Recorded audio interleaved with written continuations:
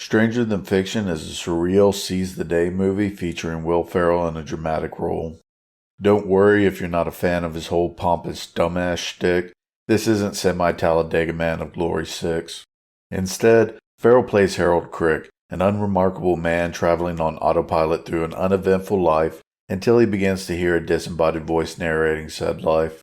Naturally, he finds this diegetic narration disconcerting at first, but he really gets freaked out when the voice casually mentions his imminent death. What? What? Hey! Hello? What? Why? Oh, and do note that the surrealism in Stranger Than Fiction is charming and entertaining, and not some plotless, incomprehensible mess of baffling juxtapositions and vexing non sequiturs. Ring, ring, ring, ring, ring, ring. A lobster phone. If any of this sounds interesting to you, I highly recommend you stop the video and watch the movie. Not only am I about to give away the ending, but I'm also about to put it under the microscope, which may diminish some of the joy of experiencing the movie firsthand for the first time. You can find the movie through my Amazon link down below, which I get a portion of the proceeds from.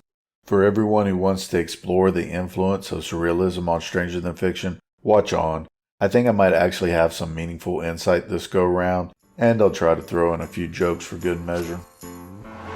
Every weekday for 12 years, Harold would run at a rate of nearly 57 steps per block for 6 blocks, barely catching the 8:17 Kronecker bus.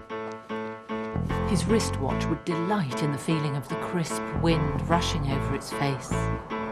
Ugh, I am afraid to ask, but what is surrealism? The short answer is that surrealism was an art movement between the 1920s and 60s that was a mashup of reality and dreams, or the conscious and the unconscious. As such, elements of the surrealist work are often not literal depictions of real-world objects, but figurative representations meant to convey ideas or feelings. As stated previously, things like strange juxtapositions and non sequiturs often characterize surrealism, but I like to think of it as realism on shrooms. But the surrealism movement ended a lifetime ago, so it's all over now. Please disperse! Nothing to see here, please! Yeah, I don't know who decided surrealism was dead, because I keep seeing its influence in modern media, such as movies, comedy, Make my bub bounce. Just make my bub bounce. Try and make my bub bounce. Come and make my bub bounce. Make them bounce now. Woo! games,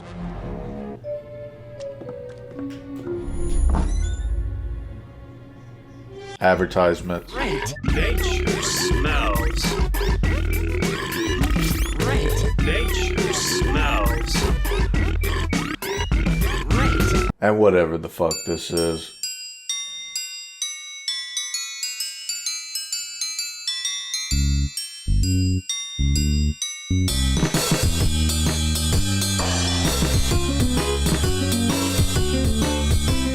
Of course, those are some of the more extreme examples. In truth, surrealistic influence can vary wildly and seems to exist on a spectrum.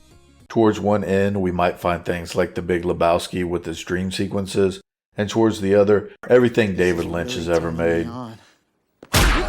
That's being really weird. So, at the risk of being told that I'm an idiot by the art nerds, I'm going to go ahead and add surrealism to the list of things that aren't dead yet. Do you plan on actually talking about the movie, or are you going to give us an art lesson? Alright then, Stranger Than Fiction has at least been influenced by surrealism. Besides having some rather surreal elements, it also has symbolism that pertains to the subconscious.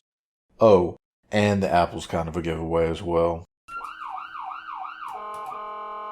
Alright, I will bite. Tell me about the surrealism of STF. For those that don't know, this scene bears a striking resemblance to Rene Magritte's The Son of Man, but this is more than mere reference. In the painting, Magritte used the apple to deliberately obscure the man's face. However, we can observe it peeking out around the edges of the apple. It exists, it could be known to us, and had we the ability to view the man from a slightly different angle, we would be able to see it. Instead, we are thwarted by the apple and our limited perspective. Given the context of the painting, and the movie that surrounds the apple scenes, the apple in Harold Crick's mouth is not meant to obscure our sight or to draw attention to our lack of perspective, but to Harold's. Sure, he's a relatively well-adjusted, functioning member of society, but until the narrator begins to make certain aspects of his behaviors and desires salient to him, he fails to see that he is living a hollow life. This idea is reinforced at the end of the movie when the narrator mentions how much Harold's life and attitudes had changed. And in spite of Harold taking an apple when he goes to work for the final time, he does so without it in his mouth. Hold the lobster phone. Are you seriously going to tell us that STF is surrealism based upon one circumstantial apple? Well, we also have Harold's sentient wristwatch, so we should probably investigate that. In fact, it's probably no accident that it is Harold's watch that is sentient, considering the prominent melting clocks in what is quite possibly the most famous piece of surrealist artwork, The Persistence of Time by Salvador Dali. Changing our perspective turns the indecipherable shape in the center into what looks like a sleeping face. While there are several interpretations of the sleeping face, the one of most interest to us is the idea that the creature dreams while time passes. One might say that Harold is living a waking dream, traveling on autopilot through an uneventful, unremarkable life as the years go by. Perhaps it is no coincidence, then, that the watch desperately tries to alert Harold to the woman he wants, or the thing that might interfere with his eagerness to keep living. Thus, Harold's watch may actually symbolize his desires.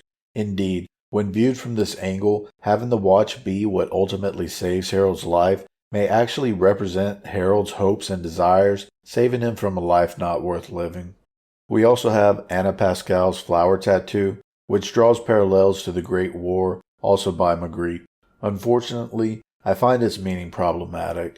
Given the context of the movie, my first thought was that the flower tattoo obscured Harold's ability to see Pascal as a viable romantic interest. And there's certainly plenty of evidence to back this up. When his interactions with Pascal are professional in nature, her tattoo is uncovered and clearly visible. But when his interactions are more personal, the tattoo is often covered with clothing, or at the very least, becomes obscured by perspective. The problem is that this doesn't always hold true. Like when Harold, finishes giving her an internal audit, her tattoo ends up being a significant portion of the frame. I mean, if this was the symbolism of the tattoo, it could have easily been fixed by having her lie on her right side. So what gives? Was the tattoo referential only, a remarkable coincidence? Was the bed scene merely oversight? Or did I just flat out misinterpret it? You are floundering, dude. Alright, one more. I actually don't know if this light fixture is referencing a particular piece of surrealist art or if it stands on its own. However, I highly doubt that its inclusion and placement within the frame was mere accident, especially considering the scenes that bracket this one. Indeed, one might say that the conversation with Dave illuminated a path for Harold, that it gave him perspective, and convinced him to pursue his desires even if he felt they might be silly or unrealistic. Stranger Than Fiction leans into the whole surrealism thing, but a cursory examination of inspirational movies shows that surrealist elements are often paired with seize-the-day themes. For example, in The Secret Life of Walter Mitty, Walter has vivid daydreams that allude to his unrealized desires. As the film progresses and Walter finds adventure, self-respect, and the balls to make a move, the daydreams become less frequent and ultimately stop. In The Truman Show, Truman is living a fabricated life for the entertainment of others. The showrunners use all manner of tricks and tactics to compel Truman to behave the way they want him to behave and to love who they want him to love. The movie ends when Truman rejects the creator's assertion that he knows who Truman really is and where he belongs, and makes the conscious and deliberate decision to leave the dream world and the false version of himself behind. I don't think it's an accident that surrealism is so often paired with the seize-the-day movie. Like white wine and fish, beer and barbecue, or bottom-shelf liquor and alcoholism, they go good together. Surrealism isn't weird for the sake of baffling the rubes in Peoria. Like artwork in general, it is designed to convey feelings and transmit ideas in subtler and more interesting ways than just explicitly saying them. However, the particular conventions used in surrealism tend to lend themselves well to seize-the-day movies. I mean, what better way to contrast the differences between a serviceable life and a rich and satisfying one than to borrow conventions from an art style that is known for its juxtapositions and non sequiturs? What better way to embody a life being lived according to the desires and expectations of others than to create a false or dreamlike existence for your main character? Let me put it this way. What's more interesting to you, my explanation of who Harold was or the introduction that Stranger Than Fiction gives us? Alright, I could go on, but I suppose I should wrap this up. Stranger Than Fiction isn't exactly a laugh-out-loud movie, and it certainly doesn't have any action, but it's a cute and entertaining movie that's sure to put a smile on your face. It's a good choice for watching with moms, girlfriends, and pigtailed wallet leeches if you have any of those, but perhaps not so much with your bros. Don't get me wrong, I've been in more pipes than an Italian plumber, and I still enjoy the hell out of the movie. However, your friends might question your sexual orientation if you try to watch it with them. The guys who made Stranger Than Fiction do have some decent movies under their belts, but as far as I know, none of them are like STF. So with the plethora of alternatives readily springing to mind, I decided to look elsewhere for similar movie recommendations. In order to trim down the list, I decided to prioritize feel-good, lighthearted, and inspirational qualities over surrealism. So if you're wondering why you don't see things like Eternal Sunshine of the Spotless Mind on the list, then that's why. And yes, even with narrowing my criteria, I still had trouble trimming down my recommendations, so feel free to add to the list in the comments down below. Alright, The Secret Life of Walter Mitty is a charming, surreal, seize-the-day movie featuring Ben Stiller in a dramatic role. The Truman Show is a charming, surreal, seize-the-day movie featuring Jim Carrey in a dramatic role. And The Dead Poets Society? Holy spicoli, I think I'm beginning to see a pattern here. Well, Dead Poets isn't any more surreal than the typical film, but I consider it the exemplar for seize-the-day movies. Plus, it's older, so there's a good chance that many of the whippersnappers out there haven't seen it.